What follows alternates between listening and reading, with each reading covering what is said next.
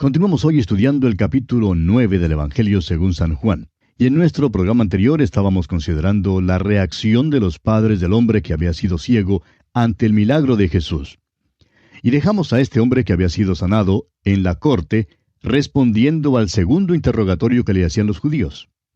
Y la última respuesta que vimos en el versículo 25 que había dado este hombre que había sido sanado fue: una cosa sé, que habiendo yo sido ciego, ahora veo. Y dijimos que este es el testimonio de cualquier pecador que ha sido salvado. Habiendo yo sido ciego, ahora veo. Encontrándome yo en las tinieblas espirituales, ahora estoy disfrutando de la luz espiritual. Cuando antes andaba sin conocer a Cristo, ahora le conozco como mi Salvador personal. Y amigo oyente, esta es la clase de testimonio que deseamos escuchar. Porque el nudo o punto clave de cualquier testimonio es simplemente este: habiendo sido yo ciego, ahora veo.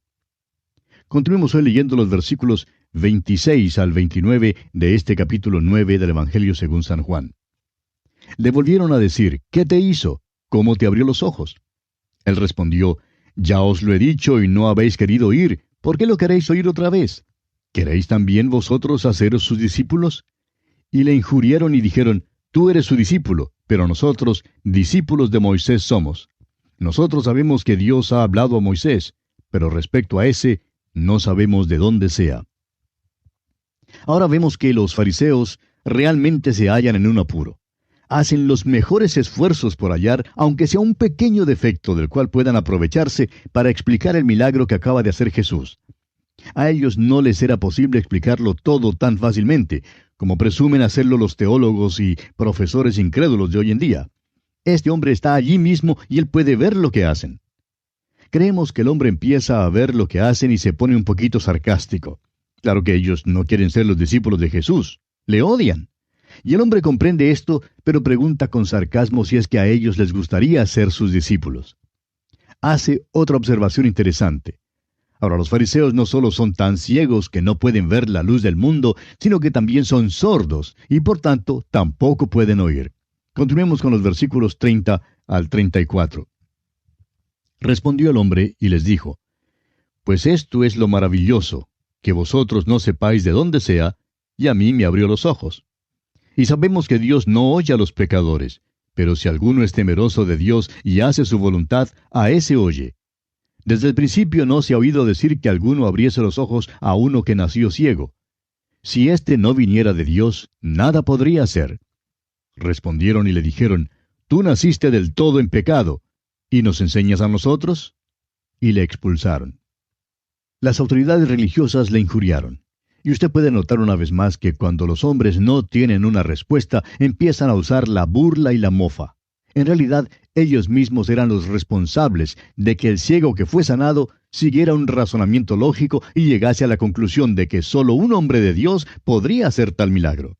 En este hombre no había ninguna duda de que había sido sanado, y por tanto está más y más convencido de que este hombre, Cristo Jesús, es de Dios. Ahora recuerde usted que él todavía no había visto a Jesús. Estos líderes religiosos no tienen pues una respuesta, no pueden satisfacer el argumento ni dar una explicación satisfactoria. Los hechos les confunden y les contradicen. ¿Qué hacen entonces?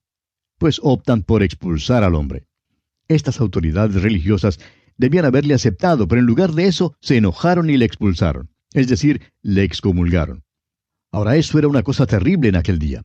Esta excomunión le excluía del templo y también le excluía de poder participar en la vida comercial.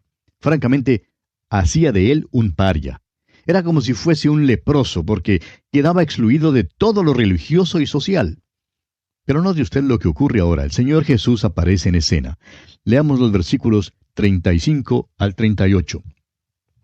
Oyó Jesús que le habían expulsado, y hallándole le dijo: ¿crees tú en el Hijo de Dios? Respondió él y dijo: ¿quién es, Señor, para que crea en él? Le dijo Jesús: pues le has visto, y el que habla contigo, él es. Y él dijo: creo, Señor, y le adoró. Tenemos aquí la escena en que este hombre, que ha sido sanado, tiene su encuentro con Jesús. Este hombre había defendido al Señor Jesús y había ganado en argumento, pero las autoridades religiosas le habían expulsado del templo. Y es cosa maravillosa que precisamente ahora el Señor Jesús se le acerca. Y amigo oyente, Jesús es quien siempre busca al hombre. El Señor ha preparado a este hombre por todo el camino. Ahora es necesario poner su fe en el Hijo de Dios, y el Señor llega entonces donde él con esta pregunta crucial. ¿Crees tú en el Hijo de Dios? Es que el hombre ha pasado por experiencias que le han fortalecido, han aclarado su modo de pensar. El Señor sabe que él está listo para dar este paso final. Este hombre es tan amplio, tan honesto y sincero. Pregunta, ¿quién es el Hijo de Dios para que crea? Se puede ver la ansiedad espiritual de este hombre. Quiere seguir más adelante. Quiere llegar a conocer a Jesús, el Cristo, o sea, el Mesías prometido. Jesús le aseguró que podía ver al Hijo de Dios y que era el mismo Hijo de Dios que le estaba hablando. El hombre entonces creyó y le adoró. Este es uno de los casos más bellos de la fe que tenemos en toda la palabra de Dios.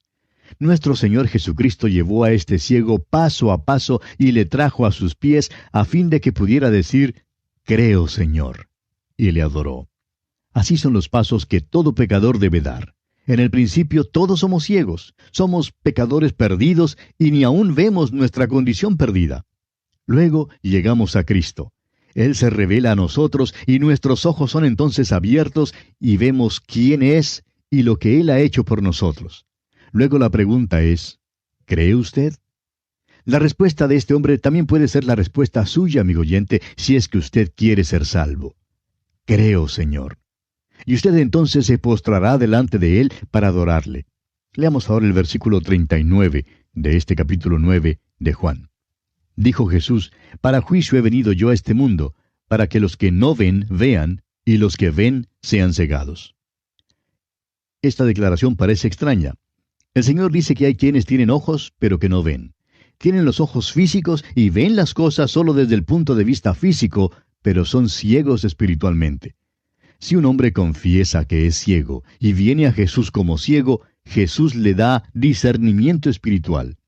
El apóstol Pablo escribe en su primera carta a los Corintios capítulo 2 versículo 14, «Pero el hombre natural no percibe las cosas que son del Espíritu de Dios, porque para él son locura, y no las puede entender porque se han de discernir espiritualmente». Amigo oyente, si usted ha entrado en la presencia del Señor Jesús, si ha entrado en la presencia de la luz del mundo, pero todavía dice, ¿qué es la verdad?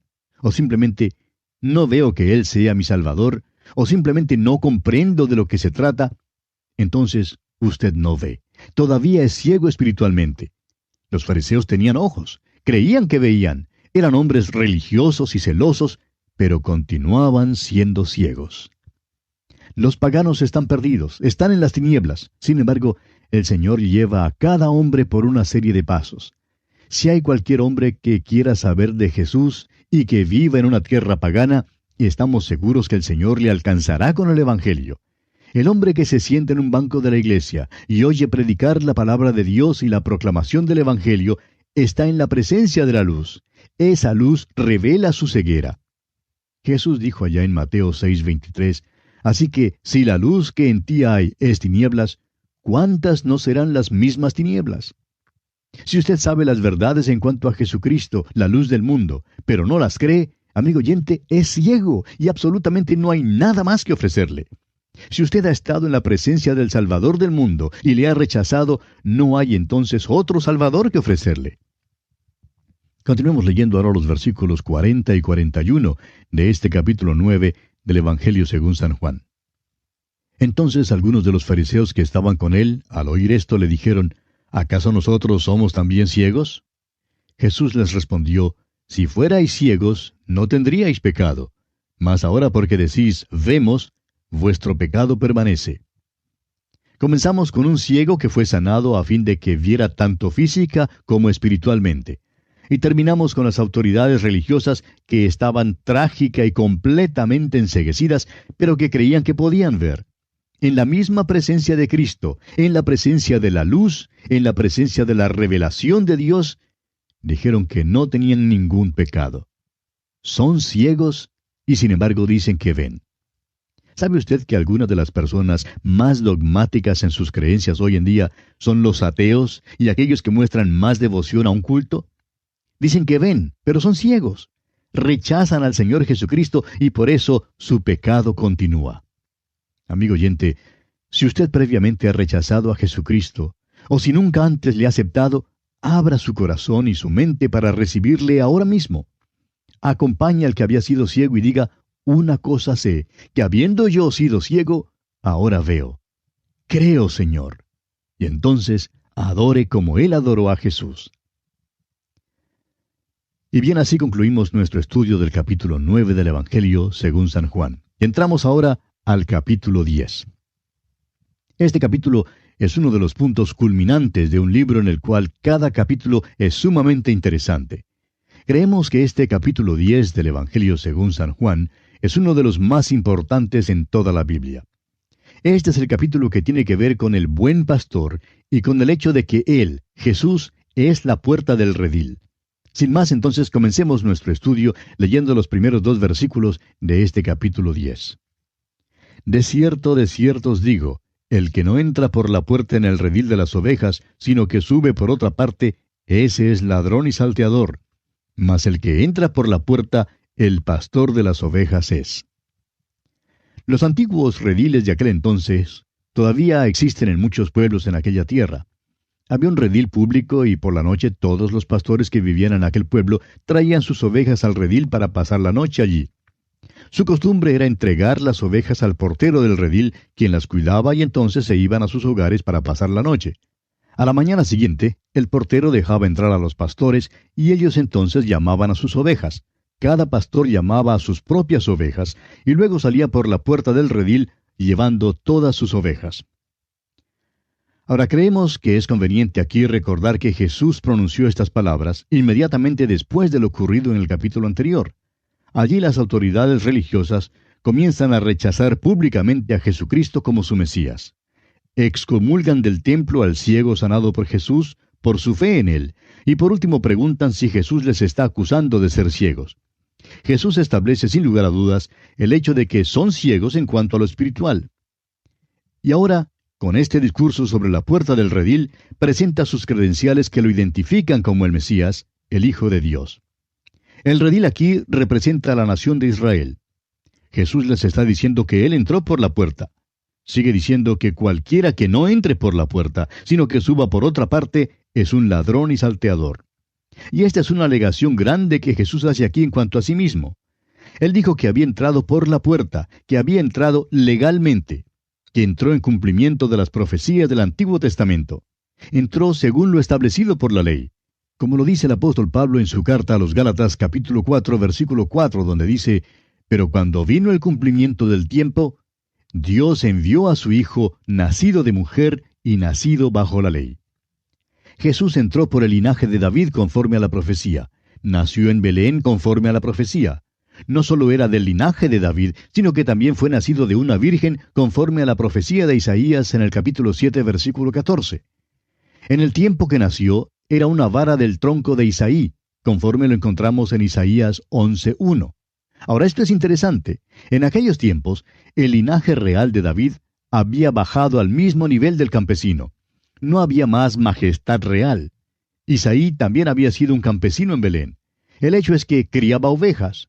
Su hijo David fue ungido y por tanto ese linaje llegó a ser el linaje real. Pero cuando nació el Señor Jesús, era simplemente una vara del tronco de Isaí. Era simplemente un carpintero y hasta llevó la ropa de carpintero. Con cuánta precisión se cumplieron todas las profecías, amigo oyente.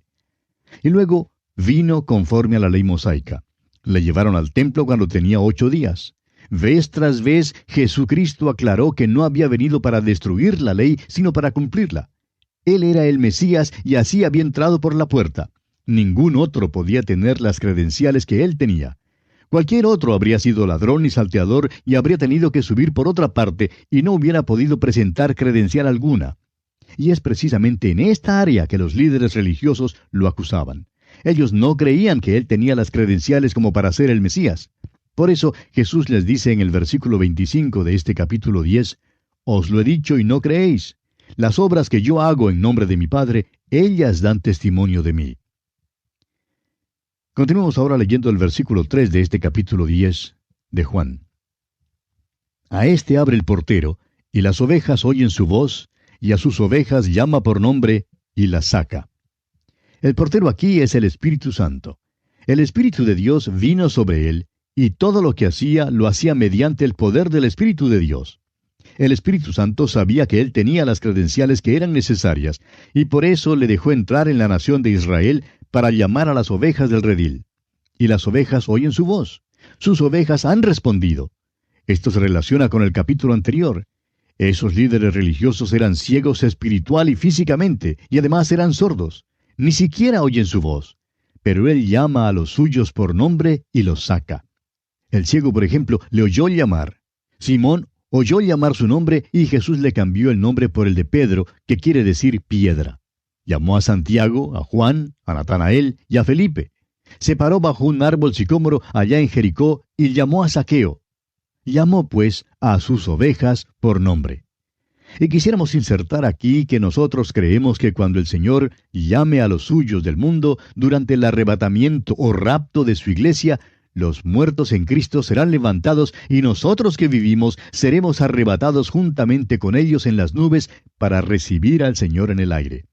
Creemos que entonces llamará por nombre a cada creyente. Creo que le oiré decir personalmente mi propio nombre, y eso será maravilloso, amigo oyente, porque Él conoce mi nombre, y me llamará en aquel entonces. Y si usted, amigo oyente, cree en Él, también a usted le llamará, y usted le oirá decir su propio nombre. Jesús, pues, saca las ovejas del redil de la nación de Israel, del judaísmo. Aquí los líderes religiosos ya habían expulsado al ciego del templo, y Jesús va a sacar entonces esta oveja del judaísmo. Leamos el versículo 4 de este capítulo 10 de Juan. Y cuando ha sacado fuera todas las propias, va delante de ellas, y las ovejas le siguen porque conocen su voz. No solamente llama a sus ovejas por nombre, sino que también las saca. Ahora, en ese tiempo no marcaban a las ovejas con hierro candente. El pastor llamaba a las ovejas y las ovejas conocían su voz. El pastor las sacaba y ellas le seguían. Asimismo, sus ovejas le seguirán porque conocen su voz. Es una cosa maravillosa saber hoy en día que cuando se predica la palabra de Dios, Jesús está llamando a sus ovejas. El Espíritu de Dios es el portero que abre los corazones y las ovejas oyen. Por eso mismo nos gusta la transmisión por radio, porque las ovejas están esparcidas por muchas partes, pero oyen.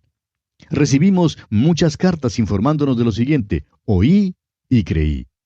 Amigo oyente, Él sacará a sus ovejas de algún sistema legal o quizá hasta de una iglesia, y ellas le seguirán.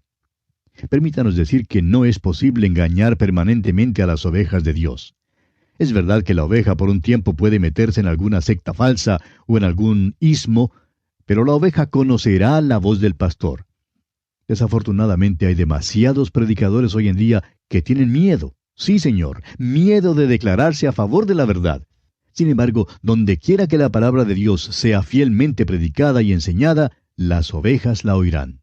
Podemos confiar en eso porque nuestro Señor dijo allá en el versículo 27 de este mismo capítulo 10, «Mis ovejas oyen mi voz». Continuemos ahora leyendo los versículos 5 y 6 de este capítulo 10 de Juan. «Mas al extraño no seguirán, sino huirán de él, porque no conocen la voz de los extraños». Esta alegoría les dijo Jesús, pero ellos no entendieron qué era lo que les decía. Creemos que es posible engañar al pueblo de Dios algunas veces, pero no creemos que es posible engañarlo todo el tiempo. Por un tiempo, las ovejas de Dios pueden creer que le oyen, pero con el tiempo descubren que no han estado oyéndole, y entonces se vuelven a la enseñanza de la palabra de Dios porque conocen a su pastor. Es asombroso, amigo oyente. Ahora, el motivo por el cual algunas ovejas no oyen su voz es porque no son sus ovejas. Pero en donde quiera que hallemos a los que escuchan la palabra de Dios, podemos saber que son sus ovejas y da gusto saber que somos los hijos de Dios. Ahora es de notar que en algunas versiones de la Biblia encontramos la palabra parábola aquí en el versículo 6. La palabra griega para parábola es parabole, y la palabra en este versículo es paroimia, que realmente significa alegoría. Y aquí quisiéramos señalar que el Evangelio de Juan no registra ninguna de las parábolas de nuestro Señor Jesucristo. Registra las metáforas y las alegorías tales como «yo soy la luz del mundo» y «yo soy el pan de vida». Estas no son parábolas, sino realidades. son figuras para dejarnos saber algo acerca de Dios. Tienen por objeto darnos luz sobre la materia para que veamos y veremos, a menos que seamos ciegos como eran estos líderes religiosos. Por tanto, debe leerse así aquí: esta alegoría, les dijo Jesús, así como la versión de Reina Valera la traduce. Pero vemos aquí que aún así los líderes religiosos no comprendieron lo que Él les decía. Y aquí, amigo oyente, vamos a detenernos. Continuaremos, Dios mediante, en nuestro próximo programa. Deseamos a usted las ricas bendiciones del Señor. Continuamos hoy estudiando el capítulo 10 del Evangelio según San Juan. Y en nuestro programa anterior estábamos hablando de la alegoría que hizo el Señor Jesús al redil, contenida en los primeros 6 versículos de este capítulo 10 de Juan. Y terminamos diciendo que en algunas versiones de la Biblia encontramos la palabra parábola aquí en el versículo 6. La palabra griega para parábola es parábole, y la palabra en este versículo es paroimía, que realmente significa alegoría. Señalamos también que el Evangelio de Juan no registra ninguna de las parábolas de nuestro Señor. Registra las metáforas y las alegorías, tales como yo soy la luz del mundo y yo soy el pan de vida. Y dijimos que estas no son parábolas, sino realidades. Son figuras para dejarnos saber algo acerca de Dios, y tienen por objeto darnos luz sobre la materia para que veamos. Y veremos, a menos que seamos ciegos como eran estos líderes religiosos. Por tanto, debe leerse así aquí: esta alegoría, les dijo Jesús, así como la versión Reina Valera la traduce. Pero vemos aquí que aún así los líderes religiosos no comprendieron lo que Jesús les decía. Allá en el capítulo 13 del Evangelio según San Mateo, versículo 9, el Señor Jesucristo dijo: el que tiene oídos para oír, oiga. Es posible tener oídos y sin embargo no oír, amigo oyente. Ellos le oyen, esto es seguro, pero no le oyen como palabra de Dios. Esto es lo importante. Amigo oyente, ¿cómo le oye usted? Es de esta misma diferencia en el oír a la cual nuestro Señor se refirió cuando citó del profeta Isaías allá en el capítulo 13 de Mateo, versículo 14, diciendo: de oído oiréis y no entenderéis, y viendo veréis y no percibiréis. Hasta aquí pues hemos hablado de la puerta del redil. Hablemos ahora de la puerta de las ovejas. Leamos los versículos 7 y 8 de este capítulo 10 de San Juan. Volvió pues Jesús a decirles: de cierto os digo, yo soy la puerta de las ovejas. Todos los que antes de mí vinieron, ladrones son y salteadores, pero no los oyeron las ovejas. Aquí Jesús da otra alegoría. Ha hablado en cuanto a la puerta del redil, pero ahora da otro paso y dice que Él es la puerta de las ovejas. El Señor Jesús es la puerta para los que salen de Israel. Acaban de expulsar de la sinagoga al ciego. Fue echado fuera del redil. Inmediatamente el Señor Jesús vino a este hombre y se reveló a él. Cuando el Señor Jesús se reveló a este hombre, se constituyó en la puerta para él. Este hombre ha sido traído del redil al Señor Jesucristo para seguirle. Esta es la segunda gran verdad que nuestro Señor declara en este capítulo 10 de Juan. Hay un buen ejemplo de esta verdad allá en el libro de Éxodo, capítulo 33, versículos 7 al 11. De costumbre, el tabernáculo permanecía en el centro del campamento de Israel, pero después del pecado de los israelitas, Moisés decidió dejarlo alejado del campamento. Ahora Moisés les dice que si quieren llegar a Dios, tienen que salir del campamento. Cualquiera que quisiera ser identificado con Dios, tenía que apartarse del pecado de la nación de Israel. Nuestro Señor declarará este mismo principio allá en el capítulo 15 de este Evangelio de Juan, cuando dice: yo soy la vid verdadera, vosotros los pámpanos. La vid en el Antiguo Testamento era un cuadro de la nación de Israel. Jesús está diciendo que ya no es la relación con la nación de Israel, sino la relación con Él, lo que significa la unión de los pámpanos con la vid. Deben salir del judaísmo, de la ley, del ritualismo, y deben venir a Él. Está diciendo que Él es la puerta por la cual tienen que entrar. Ahora recuerde usted que está hablando con las autoridades religiosas y con el ciego. A propósito, algunos de estos mismos hombres acudieron a Jesús después de su resurrección. Qué consuelo es para nosotros el hecho de que Jesús repite que las ovejas no seguirán a los ladrones y salteadores. Es posible que el nuevo creyente por un tiempo se meta en una secta falsa o en un ismo, pero si es una verdadera oveja, seguirá al pastor. Bien, y hablemos ahora de la puerta. Leamos los versículos 9 y 10 de este capítulo 10 del Evangelio según San Juan. Yo soy la puerta. El que por mí entrare será salvo, y entrará y saldrá, y hallará pastos. El ladrón no viene sino para hurtar y matar y destruir. Yo he venido para que tengan vida y para que la tengan en abundancia. Jesucristo es el camino. Él es el único camino. Usted, amigo oyente, entra y sale por Él.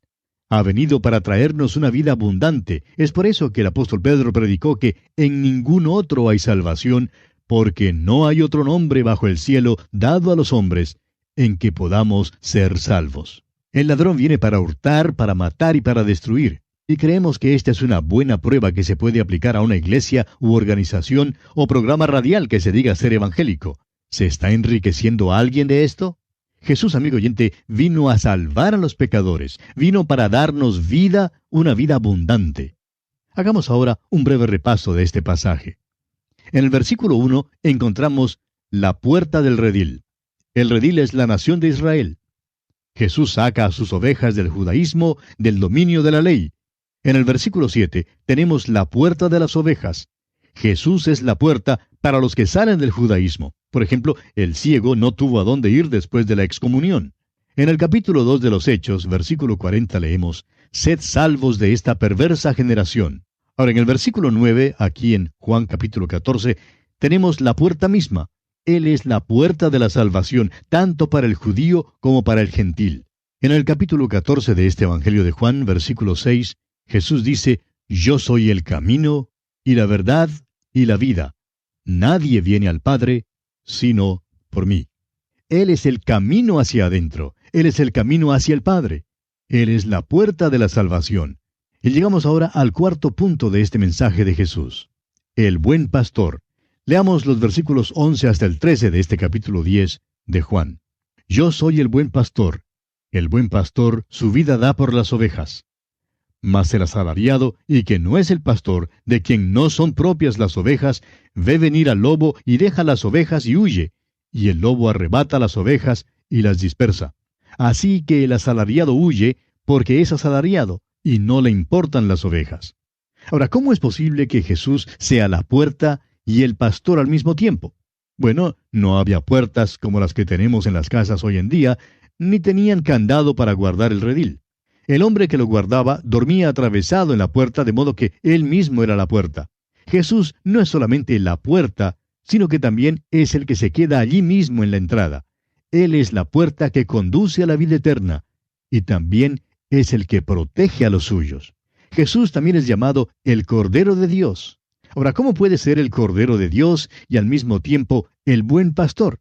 Bueno, esto puede parecer una metáfora mixta, pero es una de las verdades más gloriosas en las Escrituras.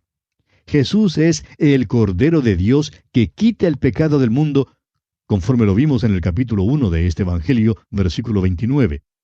Bajó de la gloria y se identificó con nosotros los que somos las ovejas. El hecho de que llegó a ser un cordero acentúa la humanidad de Jesucristo. Al mismo tiempo, Él es el buen pastor. Solo Él es digno y poderoso para salvarnos, y para poder hacer esto, no dejó de ser Dios. Esto, pues, acentúa la deidad de Jesucristo. Él es el buen pastor, y como buen pastor da su vida por las ovejas. Esto corresponde al Salmo 22 y lo cumple. Describe además su obra pasada. También es el gran pastor, y esto corresponde al Salmo 23. Como dice el escritor a los Hebreos en el capítulo 13 de su carta, versículos 20 y 21, y el Dios de paz que resucitó de los muertos a nuestro Señor Jesucristo, el gran pastor de las ovejas, por la sangre del pacto eterno, os haga aptos en toda buena obra, para que hagáis su voluntad, haciendo Él en vosotros lo que es agradable delante de Él por Jesucristo, al cual sea la gloria por los siglos de los siglos. Amén. Su obra hoy es vigilar o cuidar a sus ovejas. Ahora también, Él es el príncipe de los pastores. Y esto corresponde al Salmo 24. El apóstol Pedro, escribiendo en su primera carta, capítulo 5, versículo 4, dice, «Y cuando aparezca el príncipe de los pastores, vosotros recibiréis la corona incorruptible de gloria. Cuando Él venga otra vez, amigo oyente, cuando aparezca el príncipe de los pastores, usted recibirá una corona de gloria. El asalariado no se preocupa por cuidar las ovejas. Los fundadores de las otras religiones del mundo hicieron muy poco por sus seguidores. Los líderes de sectas religiosas modernas realmente se están enriqueciendo a costa de sus seguidores. Pero el pastor, el verdadero pastor, da su vida por las ovejas y las protege. Leamos ahora los versículos 14 y 15 de este capítulo 10 del Evangelio según San Juan. Dice el Señor: Yo soy el buen pastor, y conozco mis ovejas, y las mías me conocen, así como el Padre me conoce, y yo conozco al Padre, y pongo mi vida por las ovejas. Tenemos aquí una maravillosa relación. El apóstol Pablo escribió las siguientes palabras en su carta a los Filipenses capítulo 3 y versículo 10. A fin de conocerle y el poder de su resurrección. Conocerle, amigo oyente, es amarle, y Él conoce las ovejas. Uno debe leer lo que Dios dice en cuanto a los pastores, por medio del mensaje de Ezequiel, allá en el capítulo 34 de su profecía. Ahora fíjese usted que esta es la tercera vez que Jesús dice que sus ovejas le conocen. Conocer a Jesucristo, amigo oyente, es lo de mayor importancia. Todo lo demás llega a ser cosa secundaria. Por eso mismo hemos dejado de disputar en cuanto a pequeños detalles. Vamos a dejar de disputar en cuanto a la religión y en cuanto a los detalles. Lo importante, amigo oyente, lo verdaderamente importante es conocer a Jesucristo. ¿Le conoce usted? ¿Conoce su voz y oye al pastor? No hay ningún pastor como este. David arriesgó su vida para salvar a sus ovejas de un oso y de un león. Pero el hijo de David muere por sus ovejas. Fue a la cruz por sus ovejas y después las trae a la cruz para que sean salvas. Continuemos ahora con el versículo 16. También tengo otras ovejas que no son de este redil. Aquellas también debo traer y oirán mi voz, y habrá un rebaño y un pastor. Hay otras ovejas, las cuales no son de este redil, dice el Señor. Aquel redil era Israel. Pero estas otras también oirán su voz, y habrá entonces un solo rebaño y un solo pastor. Ha habido el redil de Israel, pero ahora habrá un solo rebaño que incluirá al judío, al gentil, al rico, al pobre, al siervo y libre, al varón y la hembra, al negro y al blanco. Es decir, gente de todas las naciones y de todas las lenguas y tribus. Continuemos ahora leyendo los versículos 17 y 18 de este capítulo 10 de San Juan. Por eso me ama el Padre, porque yo pongo mi vida para volverla a tomar. Nadie me la quita, sino que yo de mí mismo la pongo. Tengo poder para ponerla y tengo poder para volverla a tomar. Este mandamiento recibí de mi Padre. Dice que todo eso es la voluntad del Padre.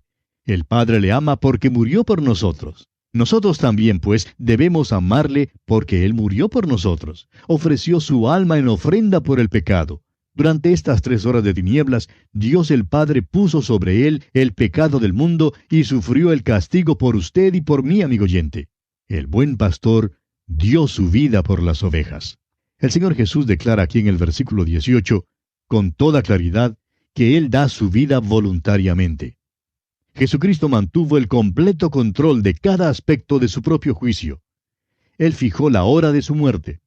Los judíos dijeron que no debía ser prendido ni muerto en un día de fiesta, porque podría desencadenar un alboroto del pueblo, pero es un hecho que fue crucificado en un día de fiesta. Nunca fue más majestuoso que cuando fue a la cruz, y si uno lee con cuidado los evangelios, amigo oyente, se da cuenta de que entonces en verdad el gobierno romano fue juzgado. La nación de Israel fue juzgada, y usted y yo, amigo oyente, fuimos juzgados. Él no tuvo que morir, sino que murió voluntariamente por los pecados de todo el mundo. El escritor a los Hebreos dice en el capítulo 12 de su carta, versículo 2, «Puestos los ojos en Jesús, el autor y consumador de la fe, el cual por el gozo puesto delante de él, sufrió la cruz, menospreciando el oprobio». Ningún hombre pudo tocarle sin su permiso. Alegó tener poder para poner su vida y volverla a tomar. Continuemos ahora con los versículos 19 al 21. Volvió a haber disensión entre los judíos por estas palabras.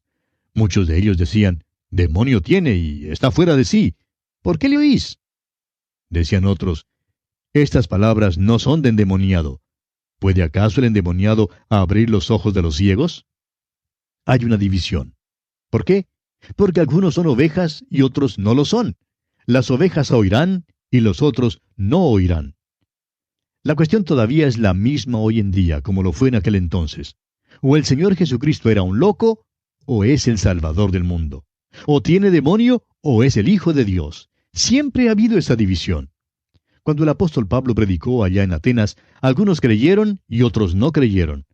Cuando nosotros predicamos, algunos creen y otros no creen. No podemos esperar que sea de otro modo. Creemos que los teólogos que se autoidentifican como liberales son los hombres más inconsecuentes e ilógicos que hay. Jesucristo no puede ser un buen maestro y un gran ejemplo sin ser el Hijo de Dios. O es un fraude o es el Hijo de Dios. Uno no puede ser liberal y todavía ser consecuente. Jesús o es un loco o es el Dios y Salvador suyo y mío, amigo oyente. Veamos ahora cómo Jesús afirma su deidad. Veamos el versículo 22 de este capítulo 10 de Juan. Celebrábase en Jerusalén la fiesta de la dedicación. Era invierno. La fiesta de los tabernáculos se celebraba en la última parte del mes de octubre y la fiesta de dedicación en los últimos días de diciembre.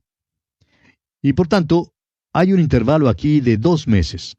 En esta fiesta se recordaba el tiempo cuando Judas Macabeo libertó el templo de Antíoco Epífanes, el sirio, quien lo había contaminado. Esto ocurrió en el año 167 a.C. y todavía se celebraba en el tiempo de nuestro Señor. La expresión era invierno es simbólica del hecho de que Jesús no tiene más que ver ahora con la nación de Israel. De aquí en adelante, en el Evangelio según San Juan, Jesucristo solo habla a los suyos. No habrá otro llamamiento público. Ahora es demasiado tarde para la siega.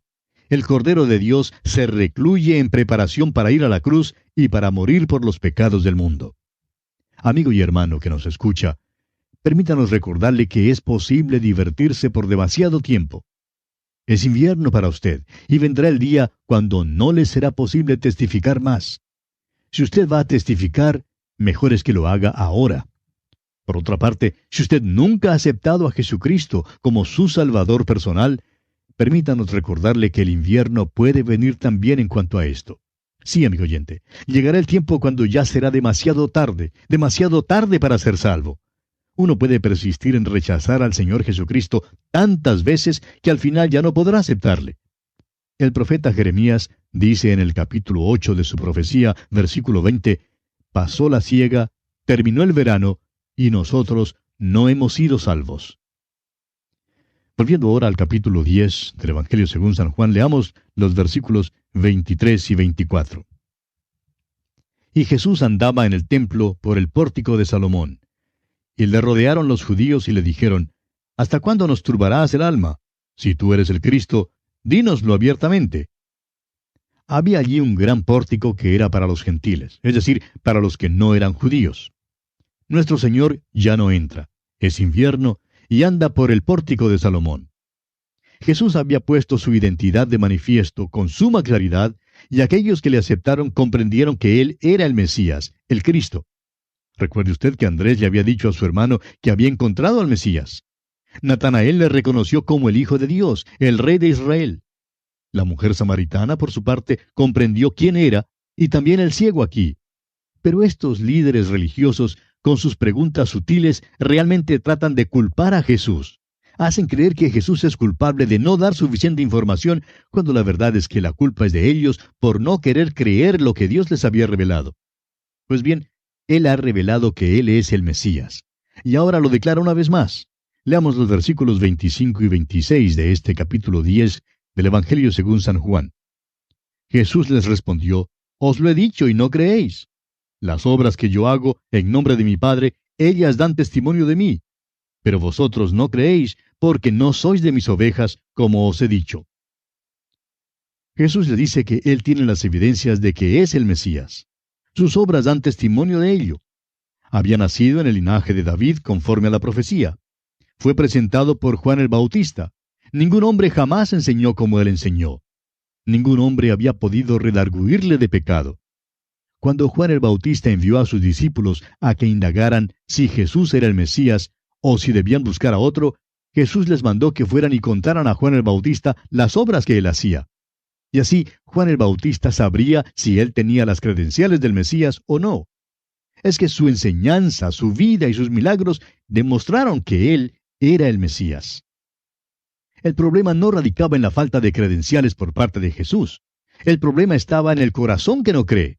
No creyeron, y el hecho de que no creyeron demostraba que no eran sus ovejas. Y bien, amigo oyente, vamos a detenernos aquí. Continuaremos, Dios mediante, en nuestro próximo programa. Que Dios le bendiga rica.